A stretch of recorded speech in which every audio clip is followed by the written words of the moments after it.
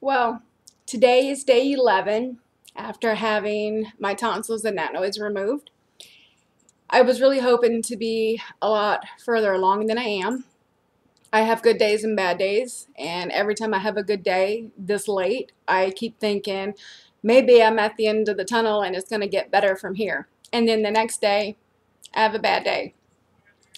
Yesterday, it didn't really hurt that much. I went about 15 hours without any pain medicine other than Advil, and I was so happy about that.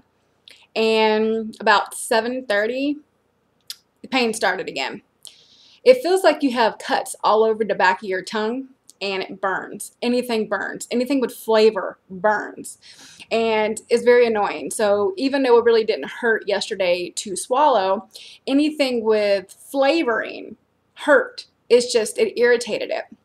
And today it's like the roof of my mouth hurts, the back of my tongue hurts. It hurts all over again, like day 7 or 8. It's just not a very good day.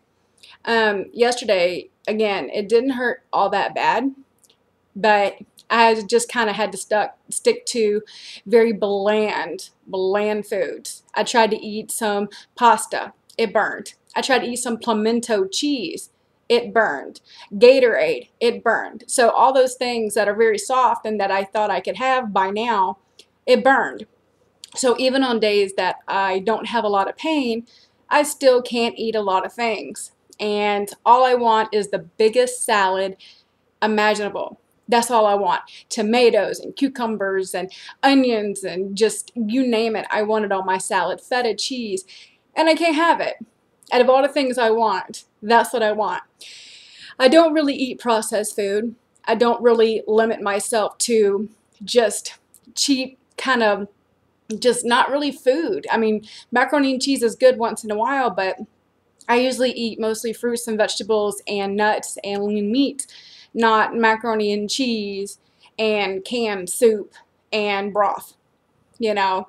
And being allergic to wheat, I can't really eat a lot of things that come in a can, like, you know, Chef Boyardee, which burns, you know, and just little things like that I can't eat a lot of because it causes eczema on my hands because of the allergic reaction. So a lot of people say, oh, eat popsicles, drink things that are super cold, and have ice packs around your face. I might be weird, but that does not work for me. Cold burns.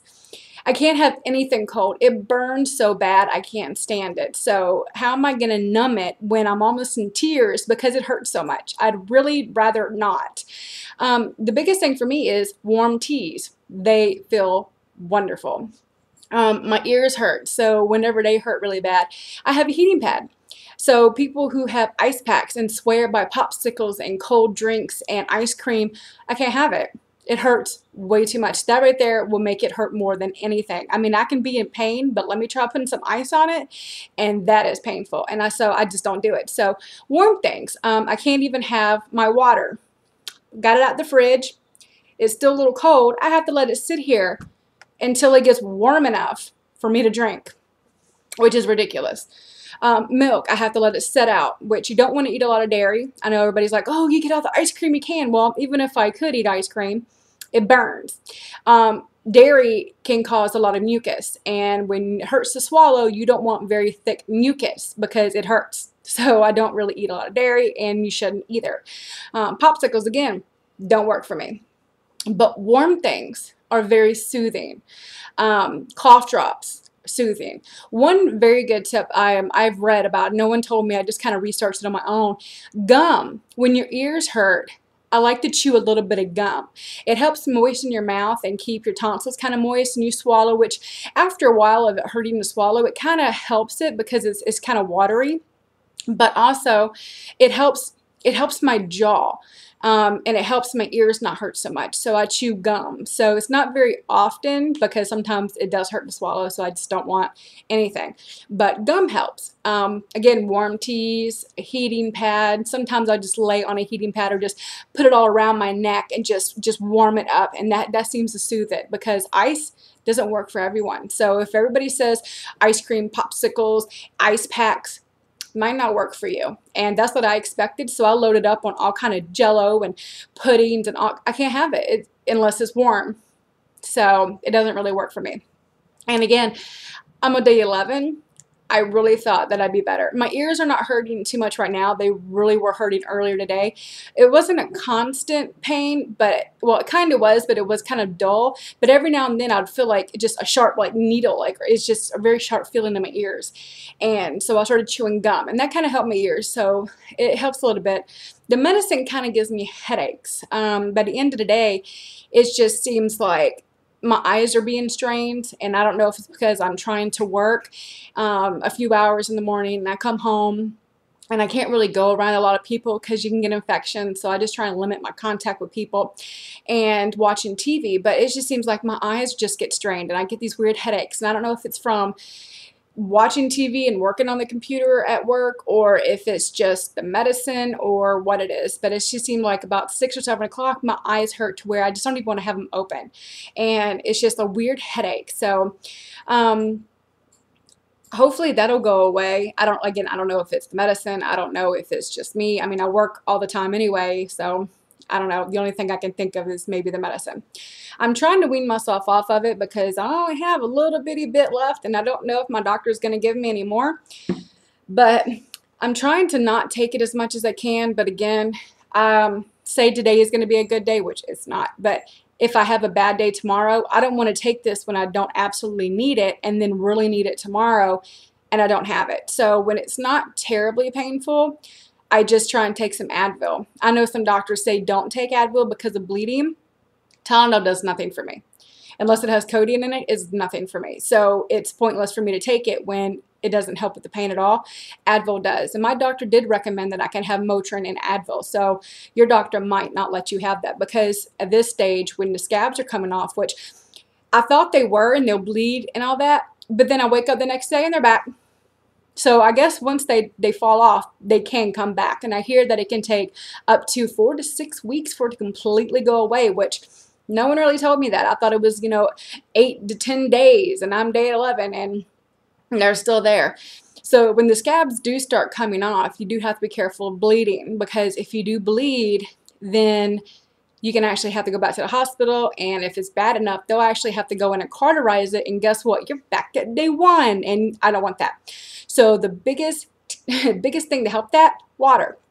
Water, water, water. I don't care if it hurts, water. And trust me, I understand when it hurts and you don't want to drink water, because that is your very best friend other than your pain medicine, is water. Because if you get these things getting dry, it hurts.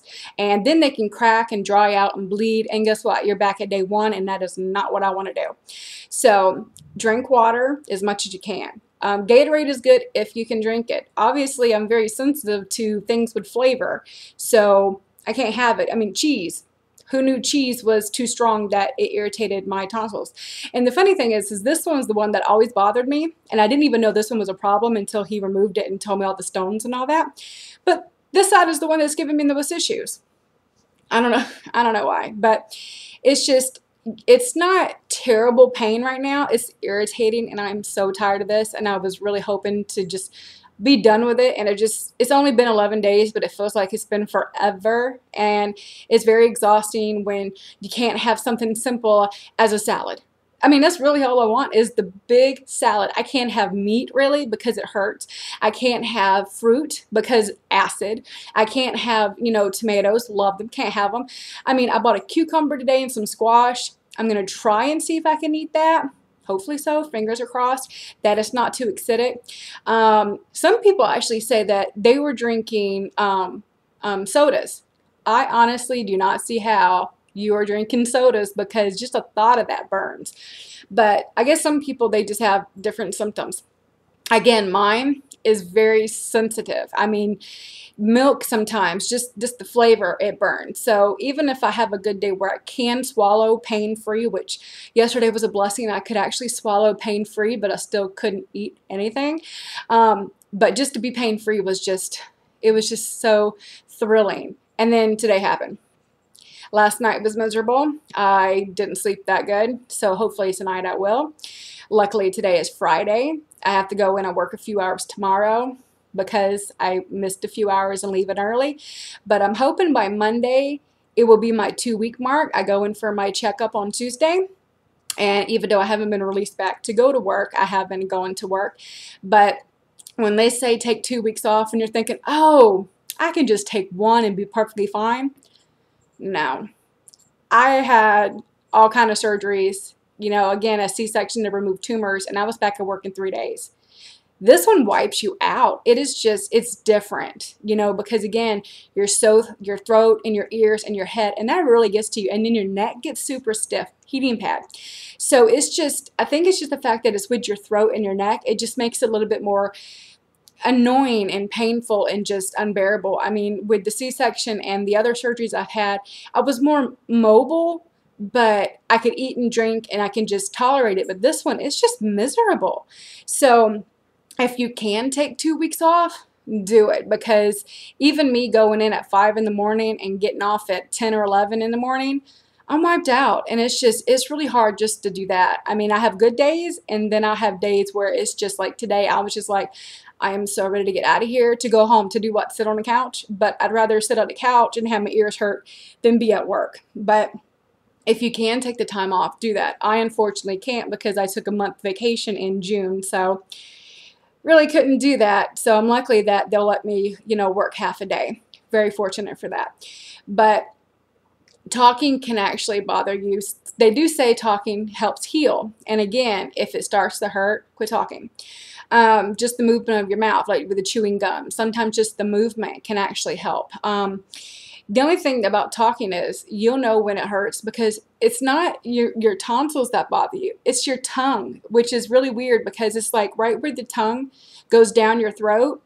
That hurts in the middle. It just feels like there's a big cut, like they cut your tongue, and it's just that part. It'll swell, and that is the most painful part of all of it is the middle of my tongue, and I'll swallow and it hurts. And people say it feels like swallowing glass.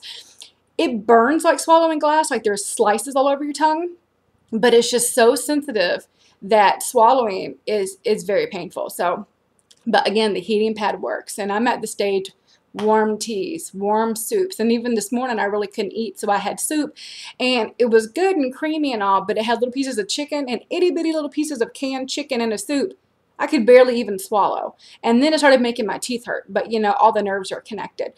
But again, different people have different healing speeds, different processes, different things that work for them. I'm just trying to give you things that have worked for me and give you my experiences, because it seems like a lot of things that work for me are not on the message boards or Google or any of these things that people say, because again, everybody keeps saying popsicles and ice cream and colds and ice pack, and that is torture to me.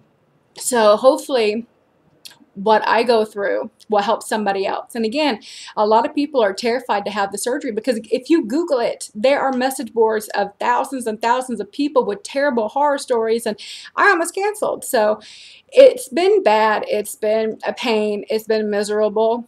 But the second I woke up from surgery, other than being in pain, I could breathe. I did not realize how closed my throat was. I have pictures, you know, which a lot of people probably don't want to see it because it's kind of gross and it's the back of my mouth. But I did not realize that that was causing such breathing issues. Now, I don't snore and I don't have sleep apnea, but walking up the stairs lately, I would get out of breath. And I'm like, I work out all the time.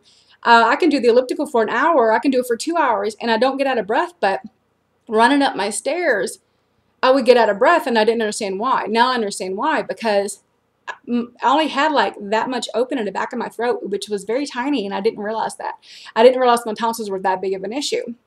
Also, I kept running random fevers at the doctor, and we couldn't figure out why. I have Hashimoto's thyroiditis, and I was running, you know, hyperactive, and that can heat you up. And also, I just figured I was just, you know, trying to balance out, and I was just hot. Now I know why I was running fevers, because I had this infection in my throat that my body could not get rid of, and it was just constantly getting worse. My ears would just clog and pop, and I would hear myself echoing. Drives me crazy. And he said that this would help it as well. Also, one of the weirdest things, I was actually going to see my doctor about it. I kept feeling like I was having electricity through my body, and my muscles would twinge a little bit. And I mean, constantly just your muscles would twitch and you could see it and it'd be just all over. And it was getting worse, and restless leg syndrome. And I didn't understand what was going on. I figured something's out of balance again. Ever since I've had my tonsils removed, that stopped. And I don't really know why, other than maybe just the infection, and that was one of the side effects of the infections for me. But I'm not complaining, because it's very painful when you feel like you're being electrocuted and your muscles are twitching so much you feel like your arm's going to cramp and your leg's going to cramp, and they do cramp, and your thigh, which feels like you got shot, you know. So I haven't had that since then. So overall for me, I'd rather deal with these 2 weeks of misery than have to deal with that again. And again, when I first woke up, I thought, I can breathe. So it's worth it. So don't let all the horror stories and, you know, scary things that you read on Google or YouTube or anything like that scare you. If you really need to have the surgery done, it's worth it. I mean, I really was like, well, maybe I don't need it done. I can deal with the stones. I'm glad I had it done, because I didn't really realize how bad it was until he removed them and kind of told me, and it was kind of gross. So, you know, it's been brutal. It's been difficult. It's been painful. I'm sick of not eating. I haven't really lost too much weight, but then again, I drink so much water. When I get on the scale, it fluctuates 2 to 7 to 10 pounds. It just really fluctuates. So I haven't even bothered with it. Once I get back to eating and going back to the gym, I probably will do it. But when you drink 2 gallons of water a day, I have water constantly going, so it's kind of hard to measure how much I've actually lost. But to me, it was worth it. I mean, even now saying it, when the back of my mouth hurts and my throat and my voice still sounds kind of ugh, it was worth it to me. So it's not as painful for me as I've read. I haven't had the bleeding. I haven't had really any complications with it. My medicine, your doctor, if you're in a lot of pain, a lot of good doctors will get you a refill. Mine did. And if he doesn't want to give me a refill, I know my general practitioner will, because out of all my surgeries, I've never taken painkillers. So I know if I ask them for it, they'll really take me seriously and give them to me. But hopefully I won't need that. Hopefully this last little bit will last me the rest of this, but I'm just going to try and stick to Advil as much as I can and see how it goes. So day 11, yesterday was a good day.